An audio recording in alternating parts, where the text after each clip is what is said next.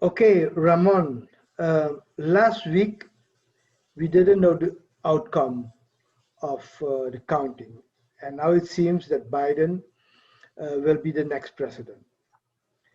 And the question which comes to my mind is the following: Trump had 60 million votes last elections, and Hillary 63. Hillary had the popular votes, but anyway, Trump won because of the system in the United States. Now, Trump has 70 million votes. Biden has 74. So Biden has a popular vote and the electoral college. So uh, there are high expectations of Biden, of all these people who have voted against Trump. They voted against Trump, and the fact that Kamala Harris is vice president tapped into the emotions of large number of people of color and women, progressive women, that is. Um so the expectations are high. We know the history of the Democrats. So I think people might in for a big disappointment in 4 year times. And now, given the big number of votes that Trump has got now, given the polarization in the United States, given what you explained the last time, the demographic shift in the coming decades, where the whites will be in a minority in 2060, 44%, uh, given the decline of the empire in general, internationally, um, where is America heading in the coming 4 years? Uh, can we expect the political polarization to move forward to political conflicts and social disintegration? So what is your view on this, Ramon? Yes, let's remember to the audiences that last week we have a thorough conversation that was recorded as, I believe, part 4 of our conversations is on the USA. Correct me if I'm wrong. I believe it was the part 4 of our decolonial dialogues. So for the audiences that are listening to this, if I'm going to now continue this analysis that I began last week, where I was discussing the historical context of what is going on in the US today and how this is a battle between two versions of white supremacy, between the old-fashioned white supremacy of going back to the old times of American apartheid, and that's Trump and his forces, and the form of white supremacy that I've been calling multicultural liberalism. This multicultural liberalism, I also call it neo-apartheid, because you have new forms of apartheid. It's not as if it's not doing apartheid policies. It is doing it, but in a different way from the past. And this is related to the demographic changes in the USA, where the US population expects the white America to be a minority in the USA, not in 2060, between 2040 and 2050, and maybe before if the Latino population keeps growing. That's why the obsession with the wall, because they want to stop the demographics. They think that by putting a wall, the demographic will be stopped, and the white America will keep being the demographic majority. And remember that some of these policies during Obama administration, Obama, and Biden, Obama-Biden administration, they broke the records in number of immigrants expelled from the USA. Also, this thing about separating families in the border, kids from parents and things like this began under the Obama administration. It did not begin with Trump. With Trump, it acquired,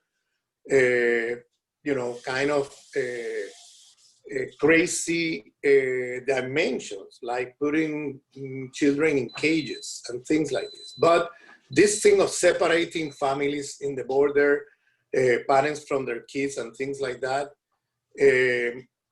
and putting them in jail and that kind of thing, it was already there with the Obama administration and way before. So what I'm trying to say is that the battle here, as I explained in more detail last week, is between two versions of white supremacy. There is a third aspect that I did not have time to discuss last week, which is the forces fighting to decolonize the empire from within. And there is a lot of, from below, social movements that are emerging all over the country that are, in a sense,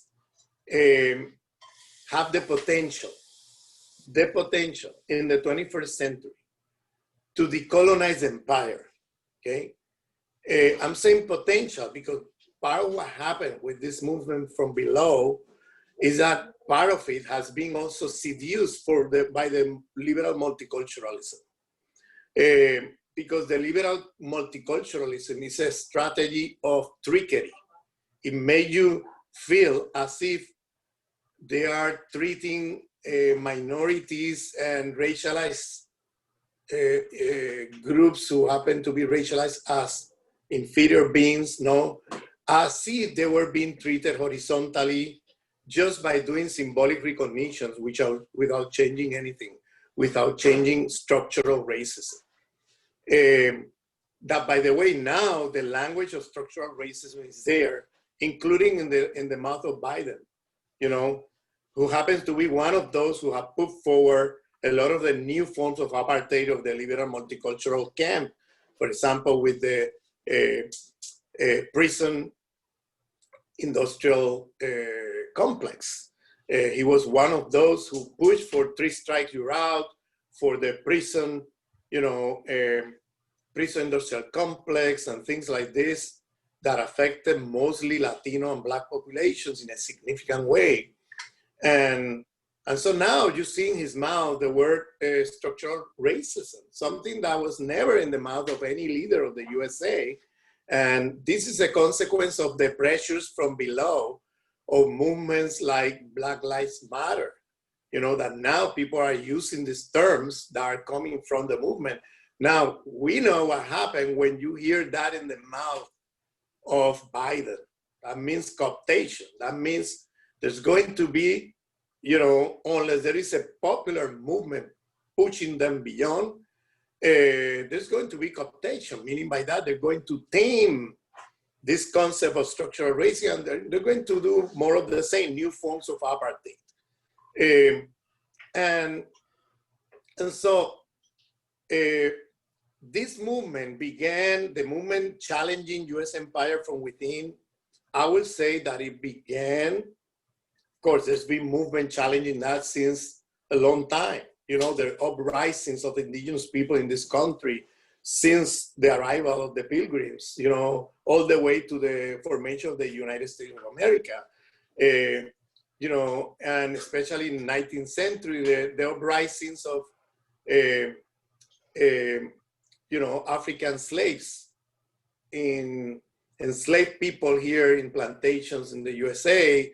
There being uprisings, many uprisings of Mexican Americans, of Puerto Ricans, of Filipinos, all over the empire. There's been uprisings across history. I don't want to portray the mobilizations of this century as something new. I'm just saying the 21st century, you have movements emerging in the context of the rising demographic numbers of the so-called minorities that are now becoming the majorities in a few decades, that are now challenging the US empire from within.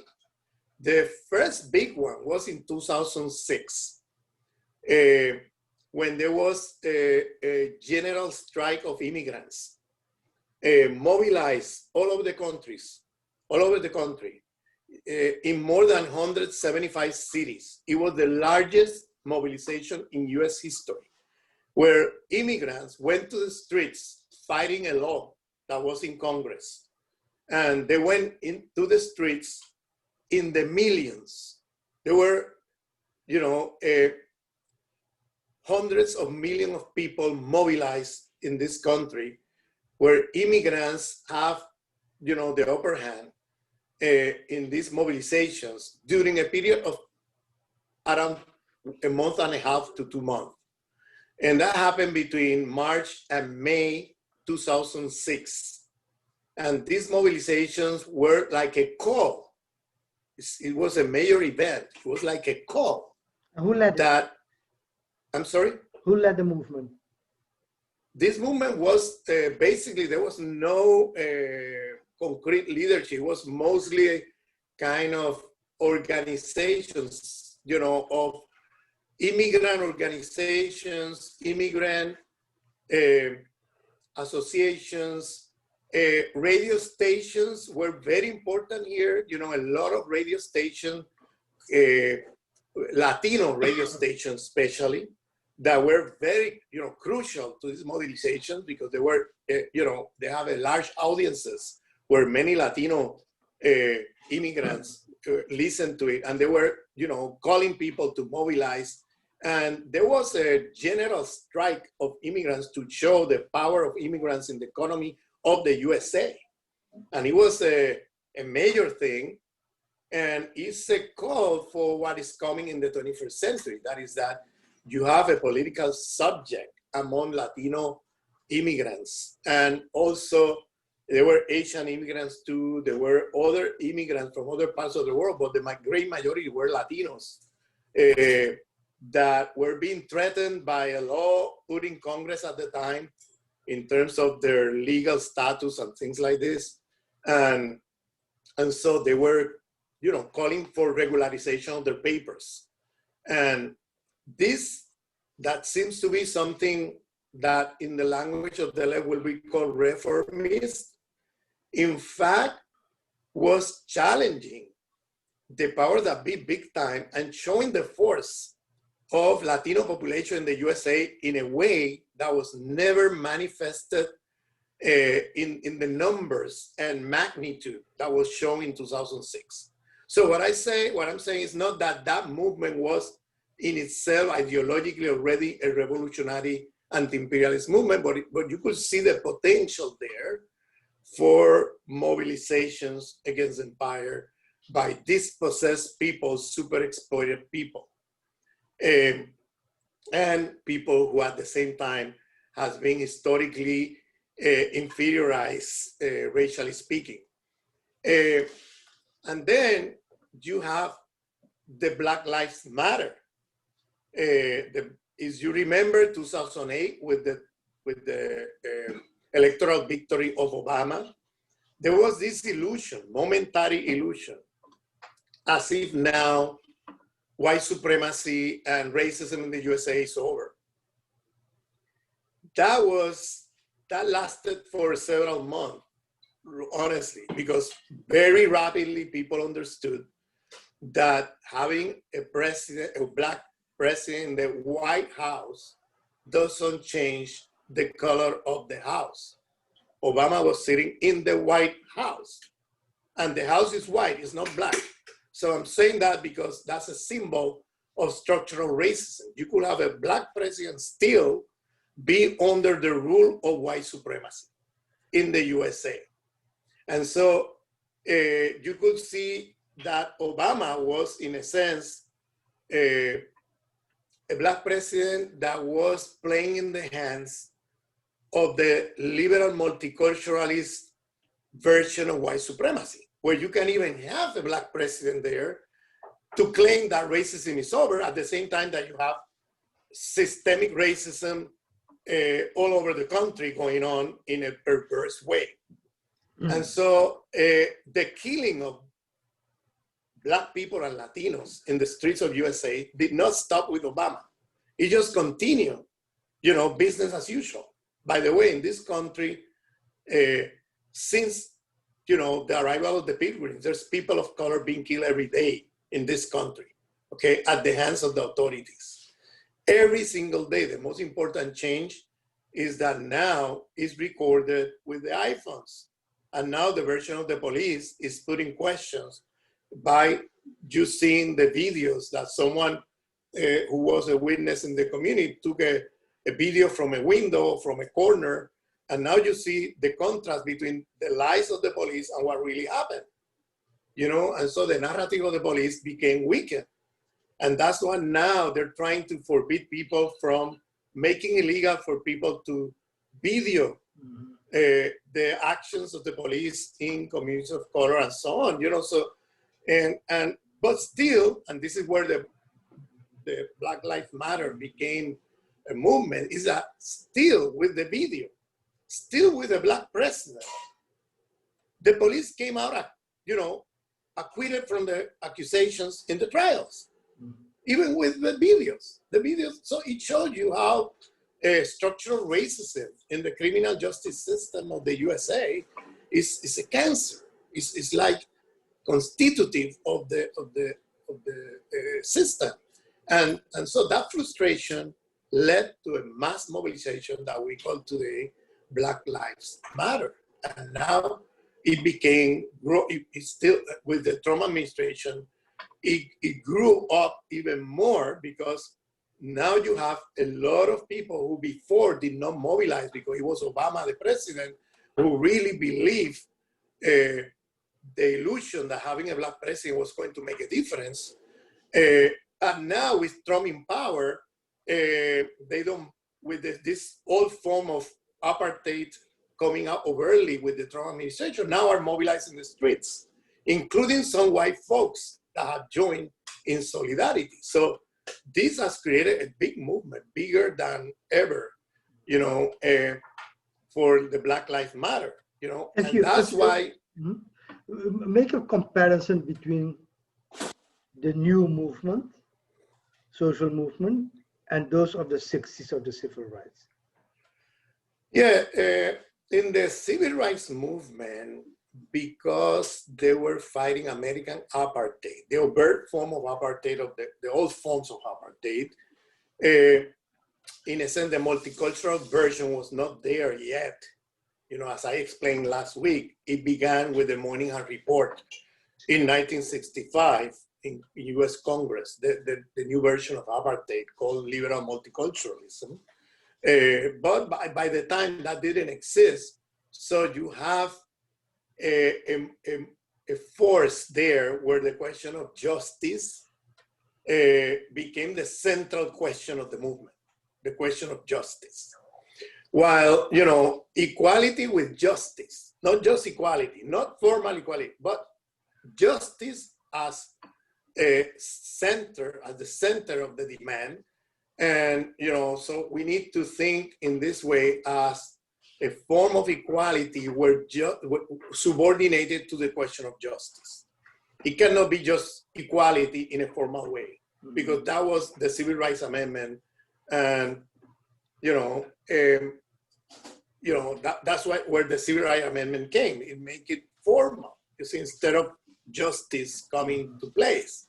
But the question of justice was there. When they didn't get the justice, they get a formal equality, the question of justice continued until finally they start killing the leaders of the civil rights, you know, and when I say they, I'm saying the deep state of the USA, the American intelligence. They went after the life of the civil rights leader.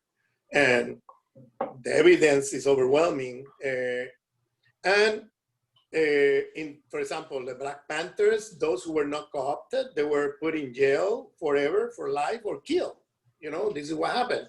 And of course, Martin Luther King, Malcolm X, and many others were killed at the time with the complicity or active participation of military intelligence, FBI, and so on. And now, this is not conspiracy theory. This is already published in many sources today where you can find what really happened, because a lot of the documents were declassified, or there's been serious and deep investigation in these cases where it shows strong evidence that it was either complicity from the FBI or just direct active participation of FBI and military intelligence of the USA in the killings of these leaders. So then this is where liberal multiculturalism came with the force.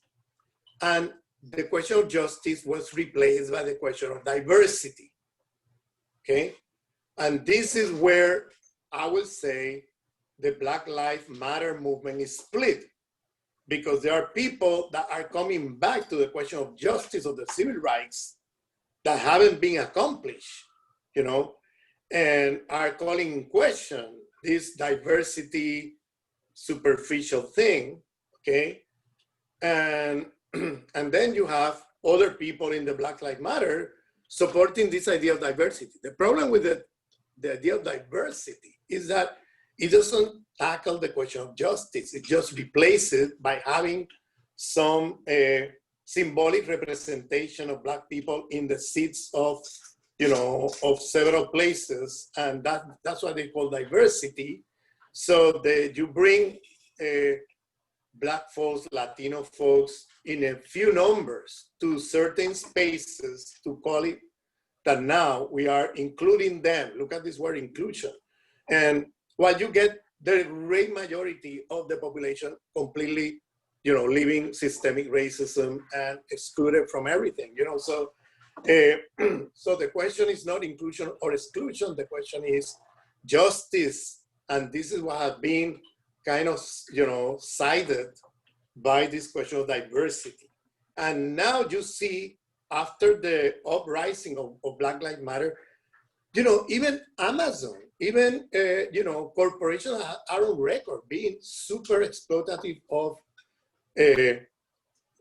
inferiorized minorities. Now calling for Black Lives Matter and that kind of thing, you know, like Amazon, like many corporations now putting the symbol of Black Lives Matter out there, you know, and this is the liberal multicultural version that I explained last week, you know, that in a context of white America becoming a demographic minority, then the liberal multicultural version is a useful version of white supremacy because it creates the illusion of change without changing anything. And also creating that illusion in such a way with this concept of diversity and representation and things like this, that then demobilize many people of color from the struggle, because they feel like, oh, we are now represented because now you have a Black face, you know, sitting there in a position of power, when you know that that position of power is still a white supremacist structure that haven't been transformed.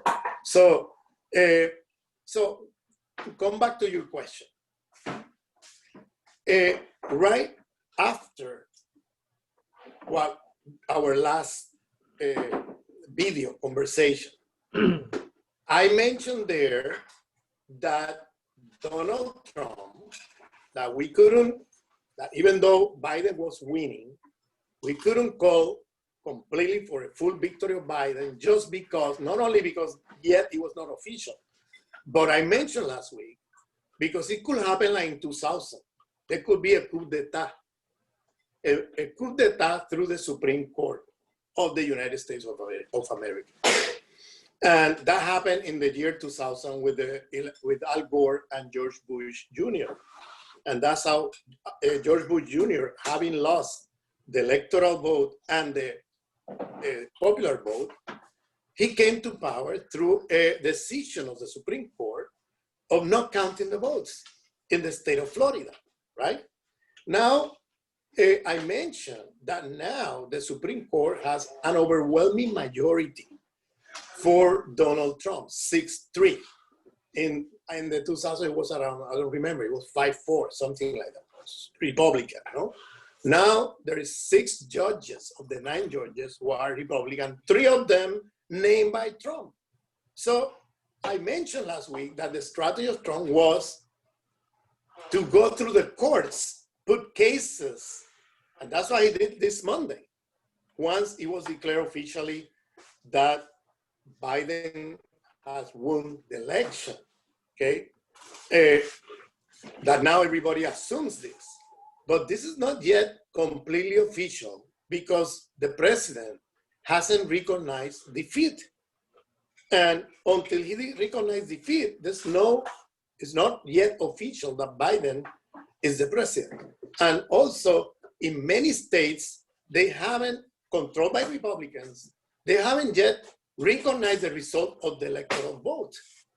You see? So that could turn things upside down in a way that, in our unforeseen way. So we are in the process right now of the organization of a coup d'etat in the United States of America. Right now, Donald Trump is going over many states through the court of all these states, putting cases to invalidate the electoral votes, especially those by mail, to try to overturn the elections in his favor, okay? He's trying to illegalize many of the, millions of the electoral votes done by mail, which is a tradition in the USA. It's always been by mail. In the context of COVID-19, it increased the number because people didn't want to walk to an electoral college to vote because of the danger of COVID-19. And USA is right now the number one, the epicenter of COVID-19 in the world. So they have reason, there were good reasons why many people didn't want to walk to the college to vote. They preferred to send it by mail. And this is what many Democrats called for, while Trump was calling for the opposite. The reason last week, in the initial part of the election, it looks as if Trump has won, it was because the people who show up were the Republicans. So in the initial counting, it looks as if the Republicans were winning. But when they start counting the votes of the mail, coming through mail, then the whole thing shifted. And this is where Trump is trying to invalidate the election by saying there was a coup, there was irregularities in this mailing thing, and la, la, la, la, la. So he's going over this, trying to fish for something that will take the case to the Supreme Court. That's what he's trying to do. If he managed to get to the Supreme Court, he has a good chance of, who knows, maybe winning, you know? But there's something else that happened this week. He have changed the leadership of the Pentagon, who happen to be people he named, but were not, he has his contradictions with them. For example, during the Black Lives Matter mobilizations this past summer, the Secretary of Defense of Trump refused to put the US Army in the streets. He mobilized the National Guards of his state, okay? But he disobeyed the orders of Trump of mobilizing the US Army. So there were contradictions there. This is only one of many different discrepancies between the Secretary of Defense and Donald Trump. So he finally got rid of him this week. He's supposed to have 70 days in office. But look, he has kicked out the Secretary of Defense and people below him, people around him, the top leadership of the Pentagon. And he has put his own people, the most loyalist people you can imagine there, and extreme right, white supremacist people in charge of the Pentagon. The generals of the Pentagon have, you could see that in the press, is leaking out information about generals of the Pentagon being, concerned about this, because it looks like he's preparing a coup d'etat. That is, he's taking over the Pentagon. He has majority in the Supreme Court, and now he's moving forward with this to overrule the elections. And But when I he mentioned does last that, week. when he does that, millions of people will come into the street. But the problem is, and here is the problem, the Democrats are doing like Al Gore did last time, calling people to calm down, calling people to stay home, calling people to trust the system. So right now, there is a coup d'etat going without people in the streets fighting against it. You see? And this is exactly what happened in the year 2000. And this is exactly what Joe Biden is doing right now, repeating the same words of Al Gore in the year 2000, okay? And this is very dangerous because in the end, what happened to Al Gore? Al Gore has to concede to the decision of the Supreme Court, and called people to go back home, even though there were people ready to go to the streets, you know, and go, you know, and pressure against this decision of the Supreme Court. But he said that for the sake of peace and not having a civil war and things like this, he decided to concede victory to George Bush, despite the fact that he has won the elections, electoral and popular vote and the electoral colleges, both. And 7 months later, after the decision of the Supreme Court in the year 2000, you could see in the New York Times a lot of reports about how they stole the elections in Florida. I mean, overtly in the press. They show it to you. And you could go and research that and find out how they did it. And it's just amazing because then it came out, but there was nothing you can do because the Supreme Court had already decided not to count the votes in Florida. Now it's not just Florida. This is the difficulty that Trump has. Now it's in like 6, 7 states, you know, or maybe 10 states that, you know, it's not just one state. That makes it more difficult for Donald Trump. But if he managed to put something there in relation to the mail-in votes, through which he can invalidate the votes of everybody, you know, of a lot of millions of people, you know, in many states, he can overturn the results of the election and then, you know, with the blessing of the Supreme Court and with the protection of the Pentagon, because any mobilization he would throw immediately the Pentagon to the streets to kill people. You see, it's not, we're talking here about the rise of fascism. This is what we're living right now in the USA and in many parts of the world, not just USA, Europe too.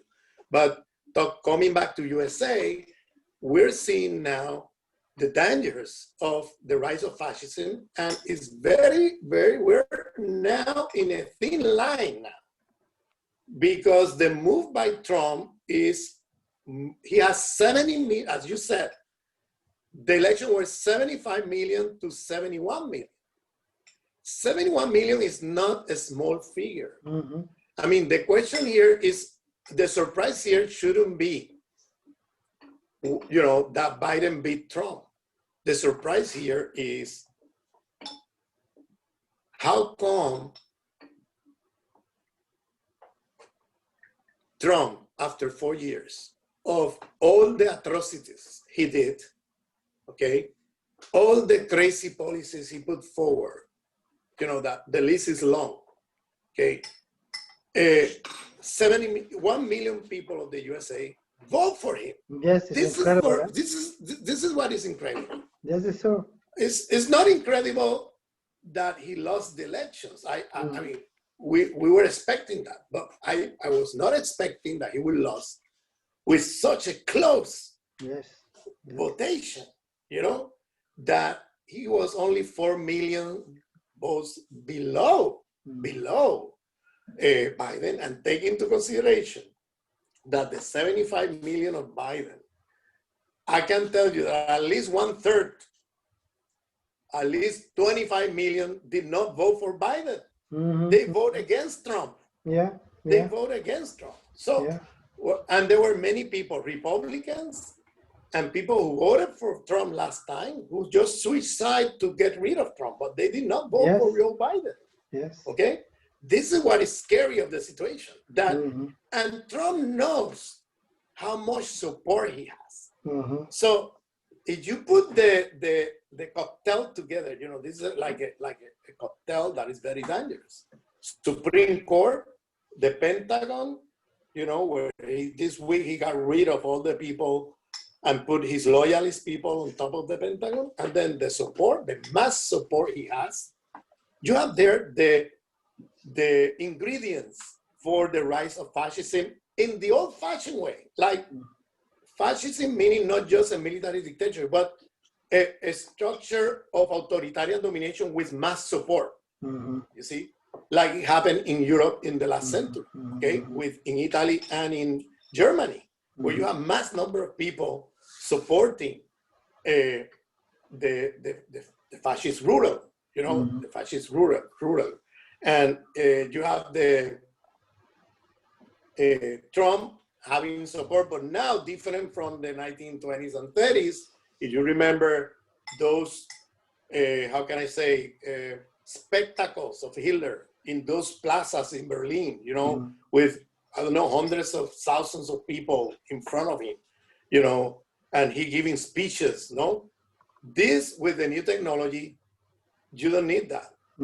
The equivalent of this is the daily communication with his social movement done by Donald Trump through Twitter, okay? This is a mass movement. Donald Trump is the leader of a social movement of extreme right, okay, white supremacists. And he has 70 million people voting for that agenda. So this is serious stuff. Now, you're saying what will happen once Biden in 4 years become weakened? First, let's see if Biden becomes president. That's the first thing we need to see before we go into that speculation, because we don't know right now what will happen. Right now, the situation is very uncertain. I mean,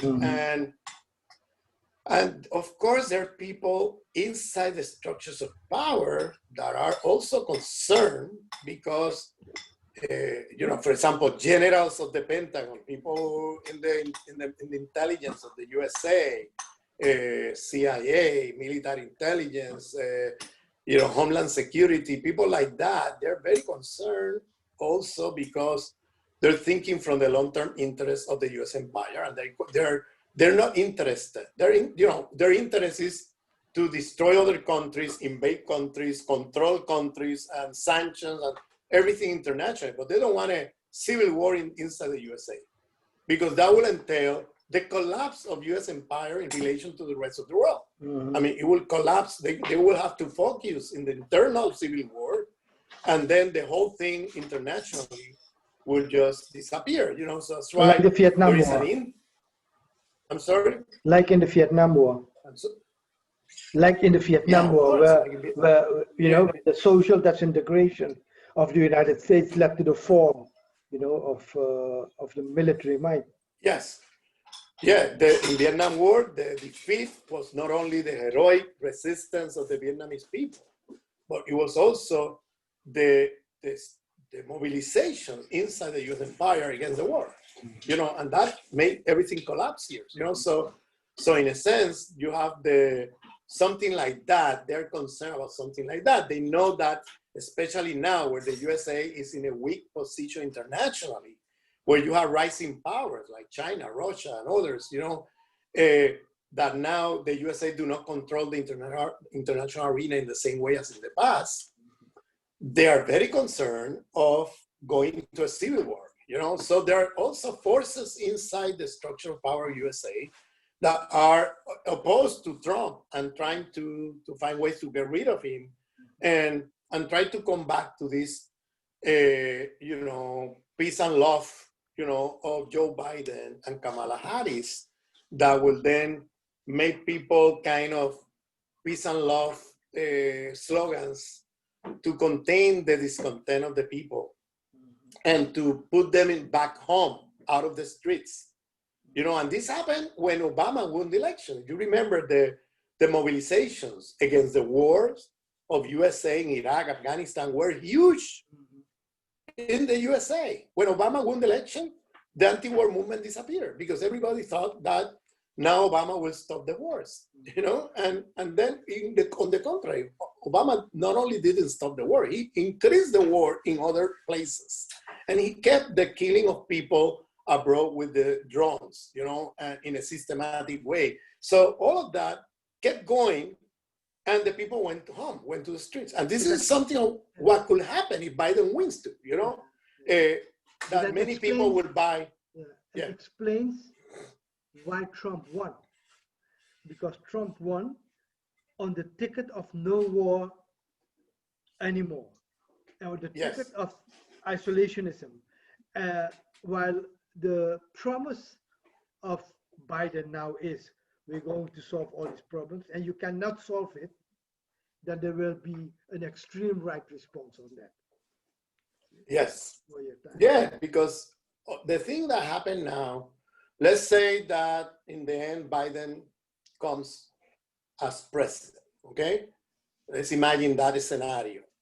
What will happen is that many people are now in the streets supporting Black Lives Matter, you know, or supporting the struggle, many struggles going on in the USA right now, environmental struggles and so on. They will think that now everything is okay. And you have a good portion of people that don't believe that, but there is another good portion that believe that. And they will buy into the liberal multicultural model of the Democrats and then go back home. You know, and this is the danger. And once they go home, the movement get weakened, you know, they become weak. And then you don't have any kind of strong response to the atrocities of the US racial capitalist imperial state. And in terms of the international arena, well, we don't see that much change in terms of Biden versus Trump. You know, the changes are fundamentally internal to the US empire. But still, Biden will have a very strong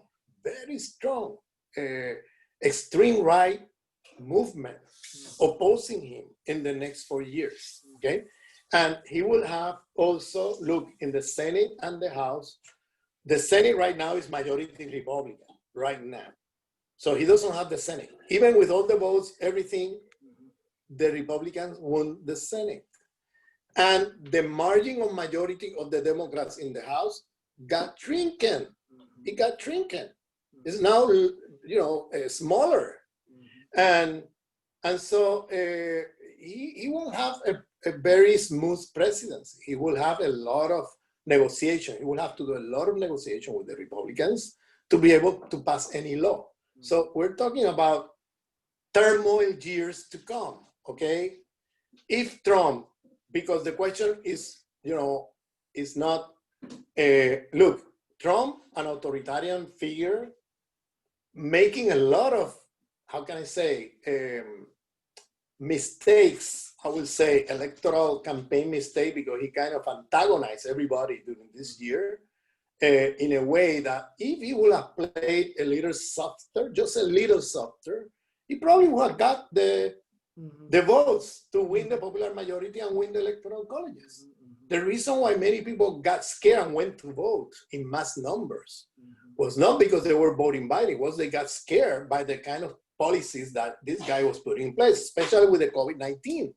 COVID-19 was a major thing here because you have the epicenter of the pandemic here in the USA, with the largest number of people dying, you know, and now it's worse than ever right now as we talk. And Trump did nothing. He was ignoring it, underestimating, joking, making a mockery of it, and that's it. And then he was, in a sense, there were no measures taken, you know, and that's why this thing kept growing without stop. There's not second wave like you have in Europe or other places. Here is no second wave. This is the same first wave that began in February, just growing and keep growing. There have never been a moment where the numbers went down. It's just going up increasingly. So a lot of people, especially old people who happened to vote Republican last time and voted Trump, they just vote Biden because they hate what Trump did, you know, from the point of view of the older vote, you know, and so on. I mean, so there are very circumstantial reasons why people voted for Biden that have nothing to do with a strong vote for Biden. It's more a strong vote against Trump. And whoever was there, they would have voted for whoever was competing with Trump. It was not Biden, it could be anybody else. So this is where we see that we're talking about the rise of fascism in the USA. And next time, you could have a more, let's put it this way, ideological, astute, and intelligent figure, authoritarian figure, coming to elections into 2024. You know, with less, how can I say, less stupid than Trump in the way to handle all these issues, you see? And that will be even more dangerous, because then a person like that will have much more popular support than Trump, you know? And so I think that we need to. yeah, I think that is a good way to move to the next theme for next week, which is the rise of fascism in Europe, and compare that Okay. with the rise of fascism in the United States, and see what this means globally. Yeah, that's a good comparison, and we need to think about it globally too, because this is not just the USA, as you said. And next time we could go more detail about the Europe and the global dimensions of this. I think that part of what is happening in the USA as well as in other parts is that the imperialist structural domination of what Lenin called the workers' aristocracy, which is another way of saying white workers were co-opted by the imperialist system, that were having a great middle class life because the imperialist system gave them some crumbs that gave them better salaries, better standard of living, and all of that. And they buy into the racist structure of imperialism because they were materially benefiting from imperialism. And so that's why this white working class in Europe and the USA, now that the imperialist system is being shaken, now that their own imperialist countries are weakened, now that they don't control the economy at a world scale in the way they did before, now the crumbs are absent, now they're losing jobs, now their salaries are lower, now the conditions of living are going down. Here is the fertile terrain for authoritarian, racist, fascist figures to come in and then derail the discontent of these white working classes, this workers' aristocracy of the imperialist system. Instead of fighting capitalists, fighting financial capital, fighting the imperialist structural domination in their own countries, now they're fighting someone who is in a worse condition than them, which is, working classes who are inferiorized, racially inferiorized. And that's the conversation for next week. Okay, thank you, Ramon, and have a good day. Okay, take care.